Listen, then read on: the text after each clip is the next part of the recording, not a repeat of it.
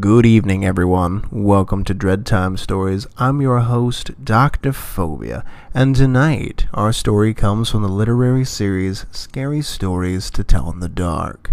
So sit back, relax, and enjoy Wolf Girl. Travel northwest into the desert from Del Rio, Texas, and eventually you will come to Devil's River. In the 1830s, a trapper named John Dent and his wife Molly settled where Dry Creek runs into Devil's River. Dent was after beaver, which were plentiful there. He and Molly built a cabin from brush, and near it they put up an arbor to give them shade. Molly Dent became pregnant, and when she was ready to have their child, John Dent raced on horseback to the nearest neighbors, several miles away. "My wife is having a baby," he said to the man and his wife. "Can you help us?" They agreed to come at once. But as they got ready to leave, a violent storm came up and a bolt of lightning struck and killed John Dent. The man and his wife managed to find his cabin, but did not arrive until the next day. By then, Molly Dent was dead too. It looked as if she had given birth before she died, but the neighbors could not find the baby. Since there were wolf tracks all around, they decided that the wolves had eaten it, and they buried Molly Dent and left. A number of years later after she died, people began to tell a strange tale. Some swore it was a true story. Others say it never could have happened. The story begins in a small settlement a dozen miles from Molly Dent's grave. One morning, a pack of wolves raced in from the desert and killed some goats. Such attacks were not usual in those days. But a boy thought he saw a naked young girl with long blonde hair running with the wolves. A year or two later, a woman came upon some wolves eating a goat they had just killed. Eating the goat with them, she claimed, was a naked young girl with long blonde hair. When the wolves and the girl saw her, they fled. The woman said that at first the girl ran on all fours. Then she stood up and ran like a human, swiftly as the wolves. People started wondering if this wolf girl was Molly Dent's daughter.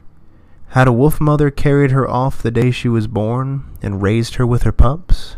If so, by now she would be 10 or even 11 years old. As the story is told, some men began to look for the wolf girl. They searched along the riverbanks and in the desert and its canyons. One day it is said they found her walking in a canyon with a wolf at her side. When the wolf ran off, the girl hid in an opening in one of the canyon walls. When the men tried to capture her, she fought back, biting and scratching like an enraged animal. When they finally subdued her, she began screaming like a frightened young girl and howling like a frightened young wolf. Her captors bound her with rope and put her across a horse.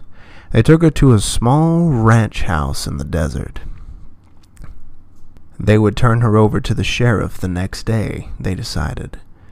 They placed her in an empty room and untied her. Terror-stricken, she hid in the shadows. They left her and locked the door. Soon she was screaming and howling again. The men thought they would go mad listening to her, but at last she stopped. When night fell, wolves began howling in the distance. People say that each time they stopped, the girl howled in reply. As the story goes, the cries of the wolves came from every direction and got closer and closer. Suddenly, as if the signal had been given, wolves attacked the horses and the other livestock. The men rushed into the darkness, firing their guns. High up in the wall in the room where they had left her was a small window. A plank was nailed across it. She had pulled the plank off, crawled through the window, and disappeared. Years passed with no word of the girl. Then one day some men on horseback came around a bend in the Rio Grande, not far from Devil's River. They claimed to saw a young woman with long blonde hair feeding 2 wolf pups. When she saw the men, she snatched up the pups and ran into the bush.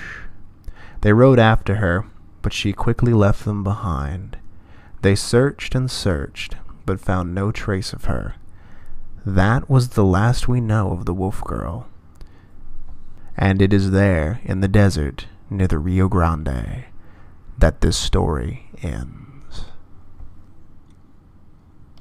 That was The Wolf Girl. I hope you enjoyed it, and thank you for listening. Like I always say in closing, check under your bed, look in your closet, and sleep with the light on. The life you save may very well be your own. Good night, everyone.